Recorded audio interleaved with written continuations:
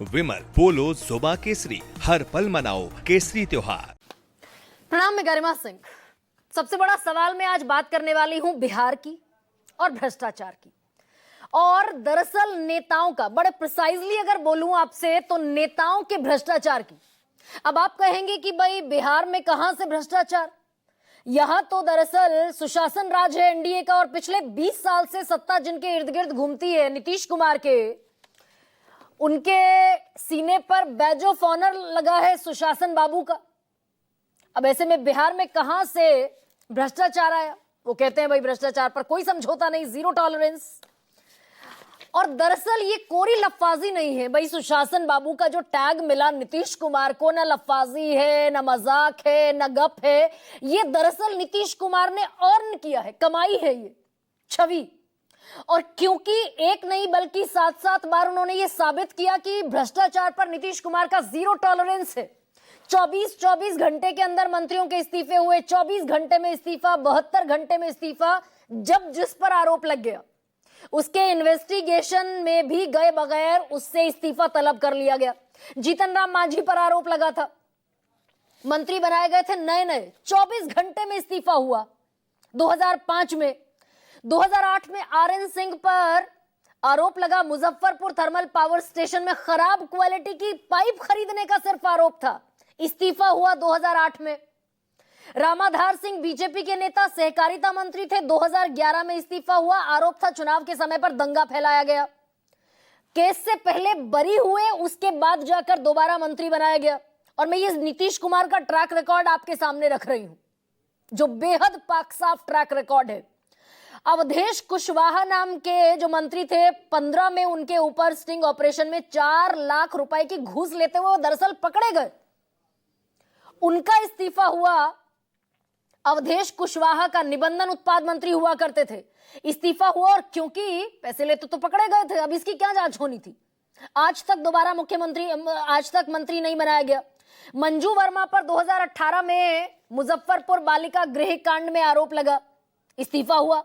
और मेवालाल चौधरी 72 घंटे में इस्तीफा देना पड़ा। 19 नवंबर 2020 को सबौर यूनिवर्सिटी में वाइस चांसलर रहते हुए नियुक्ति में घोटाले का आरोप लगा था। और एक और नाम इसमें जुड़ता है, वो है पूर्व उप मुख्यमंत्री तेजस्वी यादव का फिलहाल नेता प्रतिपक्ष है।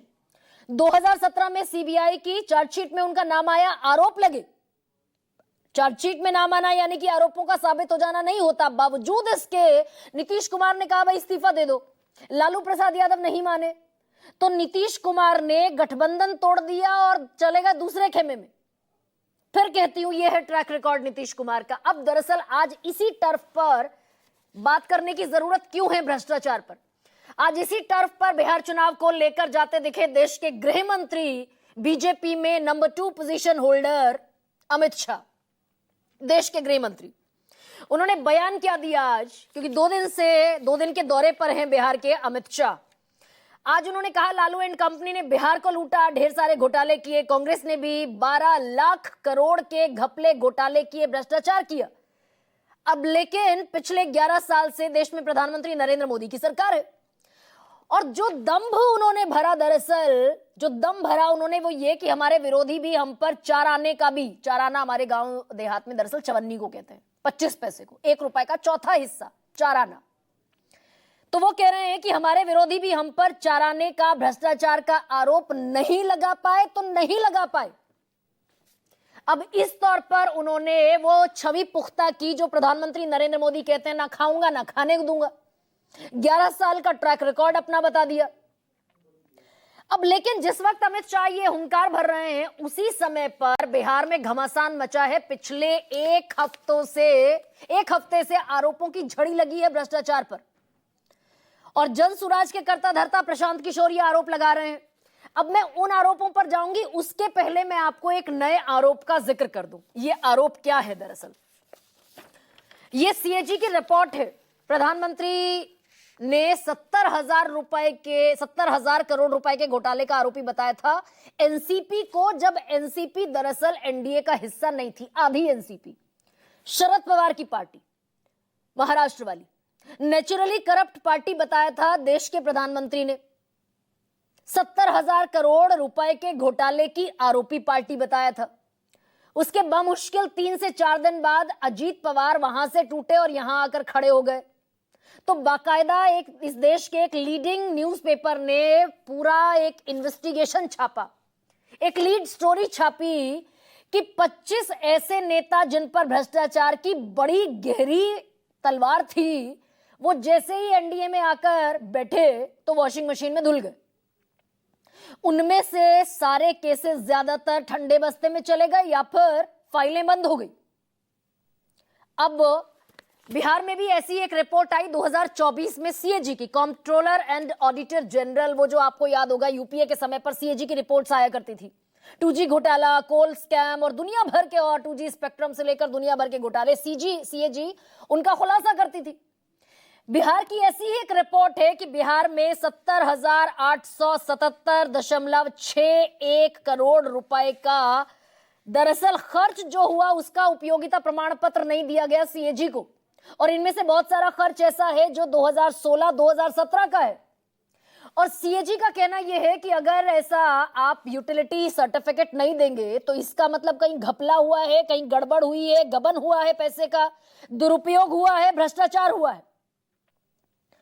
और पूरी फहरिस्त है, 21-22 में कितना, 22-23 में कितना, 23-24 में कितना। ये पूरी सीएजी ने एक रिपोर्ट निकाल कर दी, बाकायदा ऑडिट रिपोर्ट कहते हैं इसको।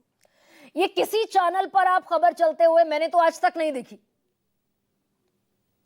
70,000 करोड़ रुपए के खर्च का कोई हिसाब किताब नहीं है।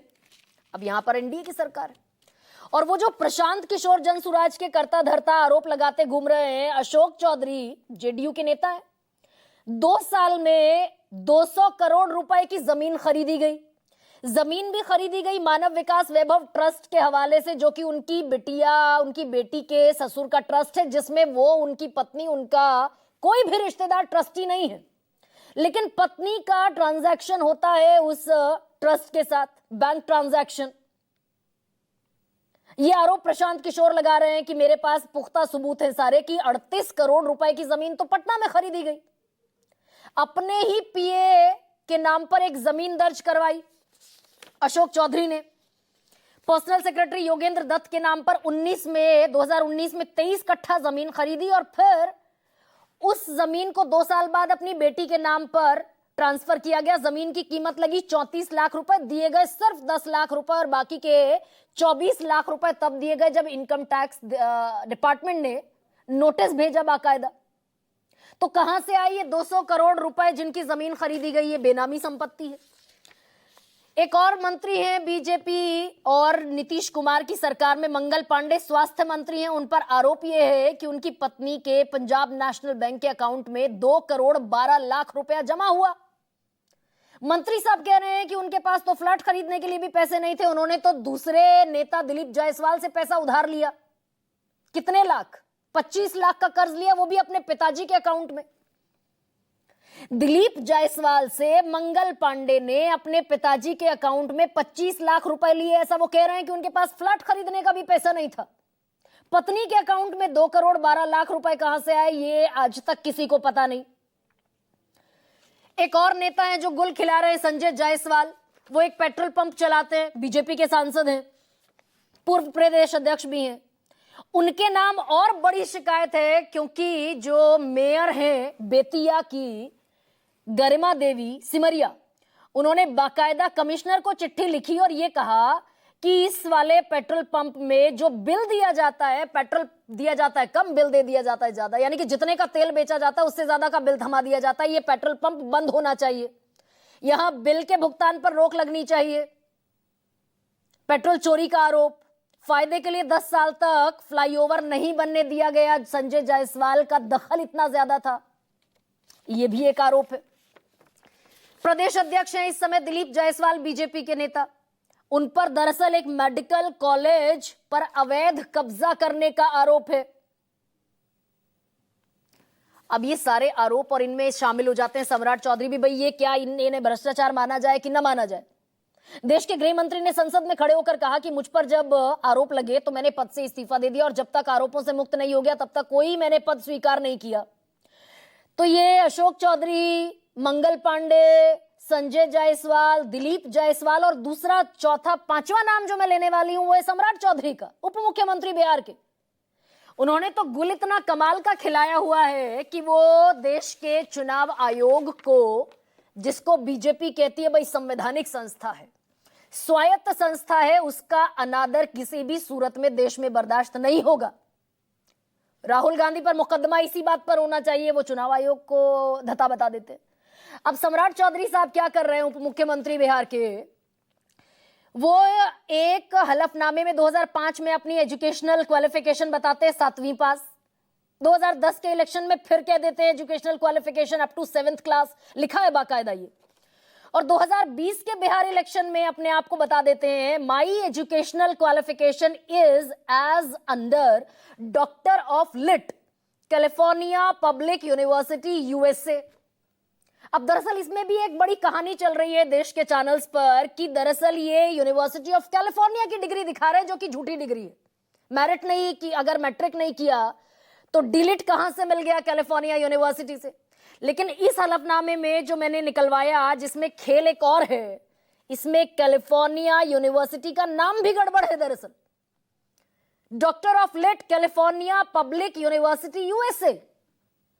और सम्राट चौधरी से सवाल जब पूछा गया इस बाबत तो वो कह रहे हैं कि भाई उनसे पूछा आपने अमेरिका जाकर, कैलिफोर्निया जाकर ये डिग्री हासिल की, पहली बात तो बगैर मैट्रिक के कैसे कर ली, मैट्रिक का सर्टिफिकेट दिखा दीजिए। वो तो सुप्रीम कोर्ट में दिखाया गया था, उसमें बताया गया था कि मैट्रिक फेल है, 234 नंबर पाए, तो मैट्रिक का सर्टिफिकेट दिखा दीजिए। उस पर भी ये कैलिफोर्निया पब्लिक यूनिवर्सिटी कौन सी है भाई, ये तो एग्जिस्ट ही नहीं करती यूनिवर्सिटी इसकी फेहरिस्त में। वो कह रहे हैं कि ये तो यहीं पर सब कैंप्स खुले हुए होते हैं, यहीं पर ये लगे होते हैं स्टॉल्स, वहां मिल जाती है डिग्री। अब दरअसल देश के चुनाव आयोग में गलत जानकारी दाखिल करना इज अ क्राइम।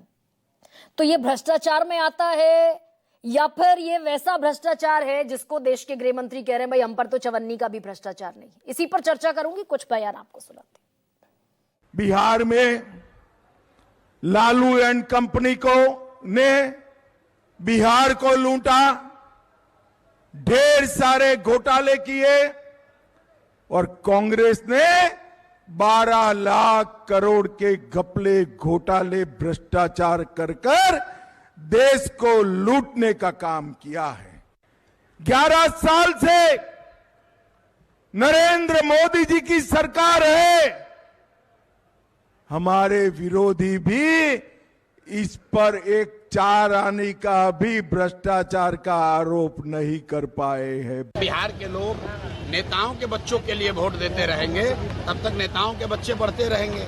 जनसुराज 3 साल से यही कह रहा है कि जिस दिन आप अपने बच्चों के लिए वोट दोगे तब आपके बच्चों की स्थिति सुधरेगी, नहीं तो कभी लालू जी के बच्चे का जीवन सुधरेगा, कभी अमित शाह के बच्चों का जीवन सुधरेगा। कि ये हिट एंड रन है, तो जब तक कि आप आरोप को सत्यापित नहीं करिएगा, आरोप लगा दिए, आरोप सत्यापित करिए। वैसे तो हम बहुत कुछ बोल सकते हैं, उसका क्या अर्थ है? अब जैसे प्रशांत किशोर ने आरोप लगाया दिलीप जायसवाल पर, उसका उत्तर देना चाहिए अगर उनके पास उत्तर है तो, और नहीं तो बता दे कि हमारे पास उत्तर नहीं। आइए, उत्तर है तो मानहानि का केस कर देना चाहिए। इसी तरह से सम्राट चौधरी ये बार बार कहता है कि उप मुख्यमंत्री है, 7वीं फेल है। भाई मैट्रिक का डिग्री दिखा देना चाहिए। अब यहीं पर पेच फंसा है भाई, दिखा देना मैट्रिक की डिग्री अगर है तो। ऐसे में आज का सबसे बड़ा सवाल आपके सामने रखते हैं, बिहार में भ्रष्टाचार की भरमार या एनडीए की सुशासन सरकार, और लालू एंड कंपनी की दिलाएंगे याद और भ्रष्टाचारियों को रखेंगे साथ।